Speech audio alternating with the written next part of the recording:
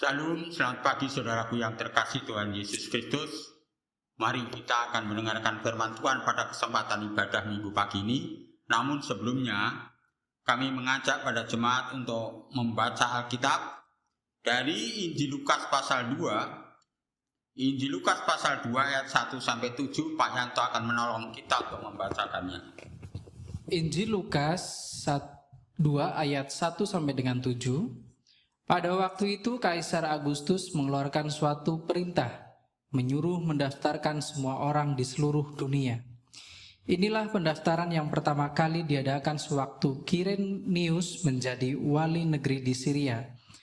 Maka pergilah semua orang mendaftarkan diri masing-masing di kotanya sendiri. Demikian juga Yusuf pergi dari kota Nazaret di Galilea ke Yudea, ke kota Daud yang bernama Betlehem, karena ia berasal dari keluarga dan keturunan Daud, supaya didaftarkan bersama-sama dengan Maria tunangannya yang sedang mengandung. Ketika mereka sampai di situ, tibalah waktunya bagi Maria untuk bersalin, dan ia melahirkan seorang anak laki-laki, anaknya yang sulung, lalu dibungkusnya dengan lampin dan dibaringkannya di dalam palungan, karena tidak ada tempat bagi mereka di rumah penginapan. Ya, terima kasih pembacaan firman Tuhan pada kesempatan pagi ini. Saudara, tidak asing lagi dari bacaan itu menceritakan bahwa tentang kelahiran Tuhan Yesus. Mengapa saya ambil bacaan dari situ? Karena sebentar lagi kita akan mengadakan kebaktian perayaan, yaitu kelahiran Tuhan Yesus. Maka bagaimana sikap kita untuk menyambut Natal yang sebentar lagi akan kita peringati bersama-sama? Paling tidak saya menemukan yaitu 4 sikap bagaimana kita menyambut Natal tahun ini. Ya, ada 4 sikap kita menyambut Natal tahun ini. Yang sikap pertama, rupanya kita boleh belajar daripada kelahiran Tuhan Yesus ini. Sikap kita adalah apa?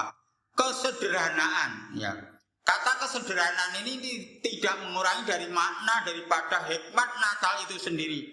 Tapi dalam kondisi yang seperti ini tepat sekali kita mengadakan, yaitu menyambut Natal dengan kesederhanaan. Alasannya adalah apa? Situasi yang pandemi yang sampai sekarang belum berakhir. Oleh sebab itu kita tidak mengurangi merayakan kelahiran Tuhan Yesus tahun ini, tetapi kita juga ingat bahwa Tuhan Yesus sendiri memiliki sikap kesederhanaan, lahir di kandang domba. Ya. Tuhan Yesus bisa lahir di istana, bisa lahir di rumah sakit yang mungkin lebih besar di dunia ini, tetapi dia memilih yaitu di kandang domba, menunjukkan Tuhan Yesus adalah apa? Kesederhanaannya ini semua pengikutnya supaya hidupnya bagaimana menunjukkan kesederhanaan di dunia ini, tapi tidak mengurangi daripada kegiatan keimanan kita. Itu yang pertama, yaitu kesederhanaannya di dalam ayat 6-7. Tolong Pak Yanto ulang. Pasal 2, Lukas pasal 2 ayat 6-7. Lukas pasal 2 ayat 6-7. Ketika mereka di situ, tibalah waktunya bagi Maria untuk bersalin, dan ia melahirkan seorang anak laki-laki, anaknya yang sulung, lalu dibungkusnya dengan lampin dan dibaringkannya di dalam palungan, karena tidak ada tempat bagi mereka di rumah penginapan. Ya, disitulah ayat menunjang pada kita bahwa kita merayakan Natal ini, menyambut Natal sebentar lagi kita rayakan, yaitu dengan kesederhanaannya. Apakah tidak boleh kita berwara? Boleh, tapi lihat kondisi saat sekarang ini kurang tepat. Oleh sebab itu saya mengajak kepada jemaat, kalau Natal kita tahun ini sangat sederhana, mungkin harus dimaklumi bersama-sama karena Tuhan punya rencana seperti itu, dan Tuhan sendiri memberikan contoh kelahirannya yaitu kesederhanaannya di tempat kandang domba. Nah, inilah yang perlu kita perhatikan bersama-sama. Sikap kita yang kedua, mari kita lihat di dalam Filipi pasal 2 ayat 5-7. Mohon Pak Yanto untuk membacakannya. Filipi 2 ayat 5-7. Filipi 2 ayat 5-7.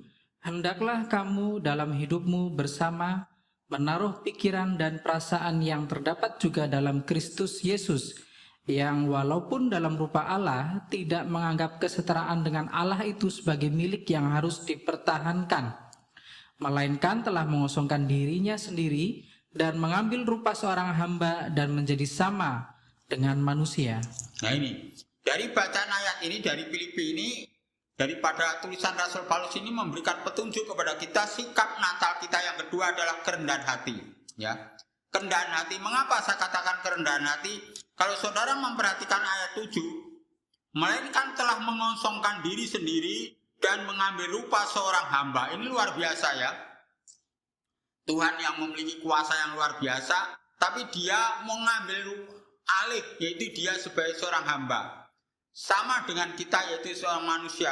Ini menunjukkan bahwa Tuhan itu adalah apa?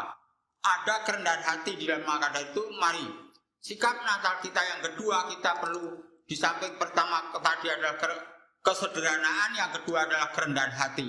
Maka dari itu dalam keadaan yang seperti ini, apa yang harus kita sombongkan? Patut ada kita rendah hati karena Tuhan masih memberi kepercayaan kita bisa merayakan Natal tahun ini meskipun dalam keadaan yang boleh saya katakan perjuangan yang sangat berat dalam kehidupan kita bersama. Terus sikap yang ketiga yaitu di dalam Yohanes 3 ayat 16 yaitu kasih.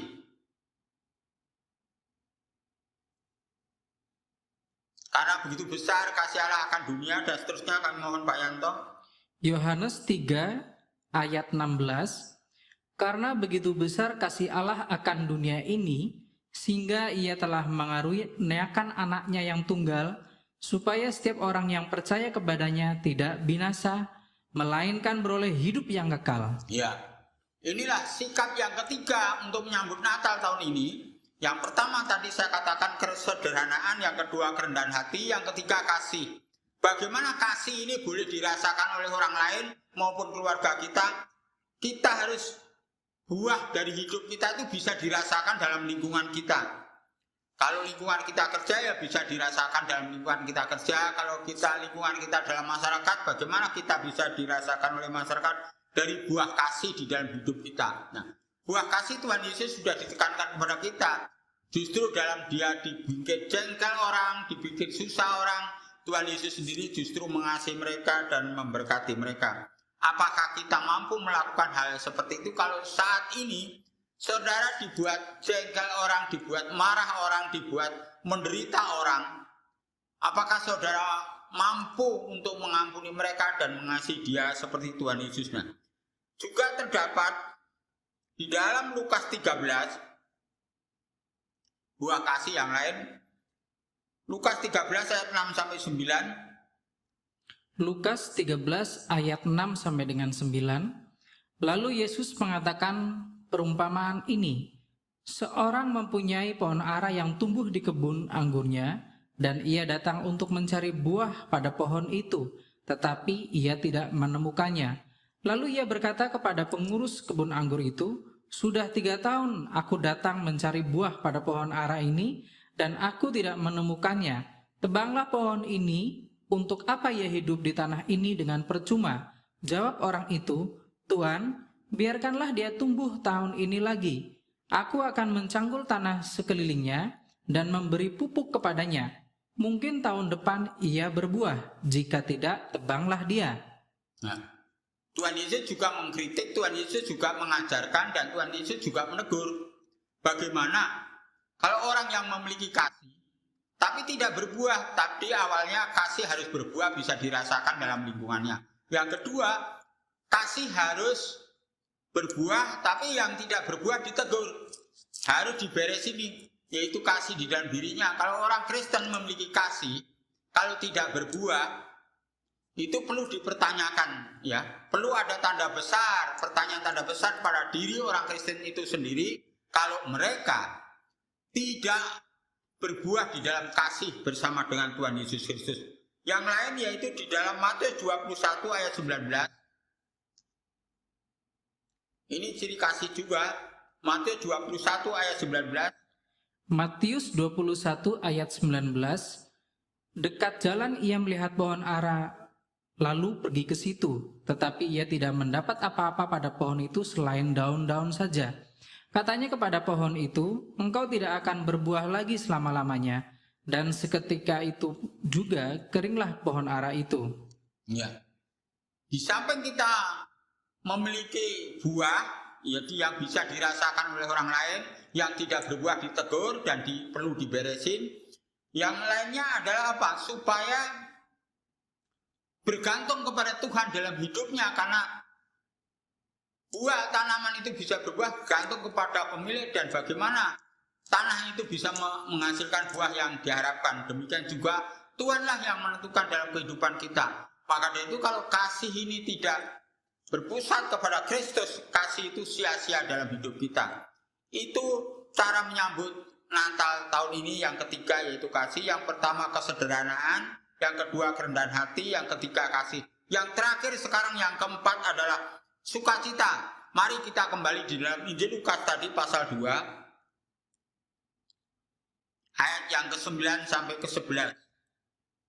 Lukas pasal 2 ayat 9 sampai dengan 11. Tiba-tiba berdirilah seorang malaikat Tuhan di dekat mereka, dan kemuliaan Tuhan bersinar meliputi mereka, dan mereka sangat ketakutan. Lalu kata malaikat itu kepada mereka, "Jangan takut, sebab sesungguhnya aku memberitakan kepadamu kesukaan besar untuk seluruh bangsa. Hari ini telah lahir bagimu juru selamat, yaitu Kristus Tuhan di kota Daud." Ya, dari bacaan dari ayat 6 sampai 9 ini saya simpulkan, yaitu supaya kita memiliki sukacita. Meskipun beban yang sangat berat menjalani hidup tahun ini, tetapi kita sebagai orang percaya jangan sampai kita dipengaruhi oleh beban yang ada di luar dalam hati kita untuk menyambut Natal ini. Meskipun dalam kesederhanaan kita, tetapi kita harus sukacita bersama dengan Tuhan. Karena apa? Karena juru selamat sudah ada di dalam hidup kita, sehingga kita patut bersukacita meskipun dalam keadaan kita tidak sesuai dengan harapan kita. Ya, kita berdoa sudah lama pandemi supaya cepat jauh dari kita, tetapi kenyataannya masih saja terjadi dalam kehidupan kita saat ini. Tetapi itu jangan mempengaruhi dalam hidup kita, tetapi justru sukacita yang ada dalam diri kita ini bisa kita ekspresikan kepada dunia lain supaya mereka juga memiliki sukacita yang sama seperti kita di tahun ini.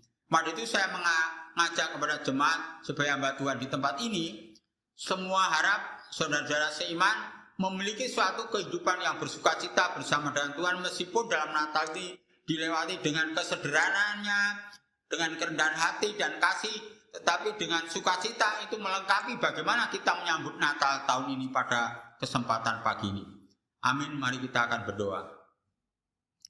Tuhan Yesus, kami datang padamu Tuhan, kami mengucap syukur dan terima kasih di akhir pemberitaan firman Tuhan ini. Kami diajar bagaimana kami sikap kita untuk menyambut Natal tahun ini Tuhan. Dari firman Tuhan yang sudah diuraikan, pada kesempatan ini kami mendapatkan 4 kebenaran. Yang pertama, kami harus kesederhanaan dalam menyambut Natal ini, dan dengan kerendahan hati, bahkan kasih, dan dengan sukacita sehingga kami melengkapi dalam kehidupan kami Tuhan. Kami mengucap syukur dan terima kasih Tuhan. Firman-Mu mengingatkan dalam keberadaan kami, dalam kesederhanaan kami tidak melupakan sukacita yang sudah diberikan oleh Tuhan dalam hidup kami Tuhan. Tuhan Yesus, pada kesempatan pagi ini kami ingat untuk jemaat-Mu yang di rumah. Mereka masing-masing tolong Tuhan Yesus kau berkati dia sehingga dia memiliki rasa sukacita meskipun dalam kesederhanaannya menyambut Natal tahun ini Tuhan. Terima kasih Tuhan Yesus, kami juga berdoa untuk bangsa dan negara kami. Tuhan terus memberkati keberadaan bangsa ini yang mengalami suatu gangguan-gangguan di sekitar kita. Kami percaya Tuhan punya rencana, tobatkan orang-orang yang bikin gaduh pada saat ini Tuhan. Tuhan Yesus, kami mengucap syukur dan terima kasih dalam ibadah pagi ini kami boleh memuliakan nama Tuhan. Akhirnya kami mengakhiri di dalam nama Tuhan Yesus Kristus kami berdoa. Mari kita akhiri dengan mengangkat tangan kita mohon berkat daripada Tuhan kita Yesus Kristus. Kiranya kasih karunia anugerah dari Tuhan kita Yesus Kristus menyertai hidup saudara, keluarga saudara saat ini sampai Tuhan Yesus datang yang kedua kalinya. Amin. Doksologi.